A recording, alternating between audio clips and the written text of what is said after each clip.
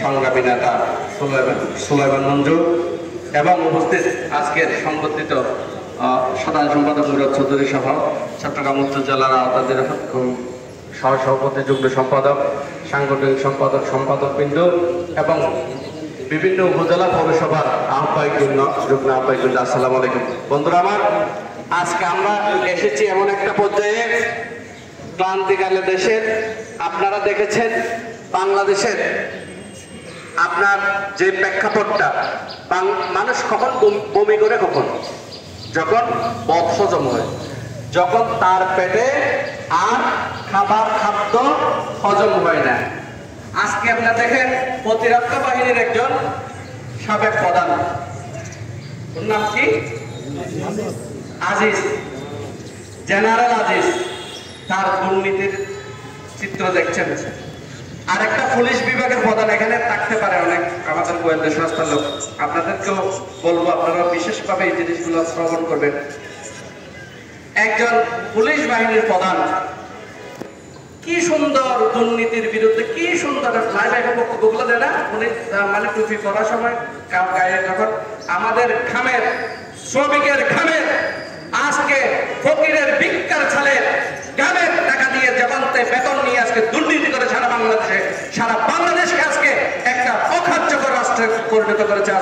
যারা এই যে কিছু সংখ্যক লোক যারা মুষ্টিমেয়, যারা হচ্ছে বাংলাদেশের বিচার বিভাগ থেকে শুরু করে নির্বাহী বিভাগের যে যেখানে আছে, আজকে লুটেরা আজকে সারা বাংলাদেশকে, আজকে আপনার আমার ভোটের অধিকারকে হরণ করে আজকে তারা কোটি কোটি টাকার মালিক হয়েছে।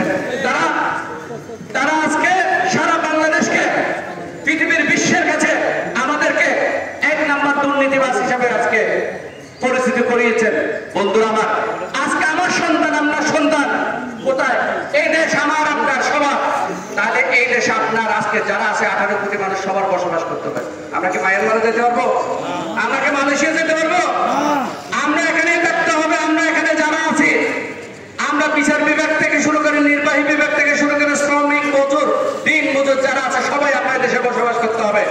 ৫৫,৫৯৮ বর্গ কিলোমিটারে বসবাস করতে হবে। তাহলে এই দেশের আমাদের সম্পদকে আজকে তারা মুষ্টিমেয় কিছু লোকজন লুটেপুটে খায়। আজকে কি করেছে দেখেন, বাংলাদেশে এই অবস্থায় আজকে ১,০০,০০,০০,০০ কোটি টাকার লোক ঋণ দিতে হয় বিদেশের কাছে। আমাদের যে ঋণ নিয়েছে, তাহলে মেগা প্রকল্প, ঋণের নামে যে মেগা প্রকল্প তারা দুর্নীতি করে তাদের তাদের পেট ভর্তি করেছে। আজকে আমাদের আপনার টাকা দিয়ে সেইগুলো আজকে ঋণ শোধ করতে হচ্ছে। বন্ধুরা আমার, সেইগুলোর জন্য আপনার আমার সন্তানকে এদেশের স্বাভাবিক সুস্থ একটা জীবন দেওয়ার জন্য, মানুষের মৌলিক অধিকার ফিরিয়ে দেওয়ার জন্য আমাদের সংগ্রাম আজকে আপনারা যে আজকে আন্দোলন করেছেন, সংগ্রাম করেছেন, জেলে গিয়েছেন, সেটা পিতা চায় নাই। আমি মনে করি আমাদের সাথে সারা বাংলাদেশের 18 কোটি জনগণ আমাদের সাথে আছে। শুধু মুসলিমে কি নাই আমাদের সাথে, কিছু লুটারা। কারণ আমরা লুটারা আমাদের সাথে রাখবে না, কারণ আমরা লুটারার বিরুদ্ধে কথা বলছি। আমাদের সংগ্রাম কাদের বিরুদ্ধে? লুটারাদের বিরুদ্ধে। আমাদের সংগ্রাম হায়ানাদের বিরুদ্ধে। যার কারণে আজকে তাদেরকে এই দেশ থেকে, মসনদের থেকে বিতাড়িত করতে হবে। বন্ধুরা আমার বক্তব্য অনেকক্ষণ হয়ে গেছে। আমার প্রধান অতিথি বক্তব্য রাখবেন, আমার সময়টুকু ওনাকে দিলাম। এবং এই পর্যায়ে আগামী দিনের দেশ নেত্রী বেগম, আজকের এই সভা থেকে দেশ নেত্রী বেগম খালেদা জিয়ার মুক্তি দাবি করছি।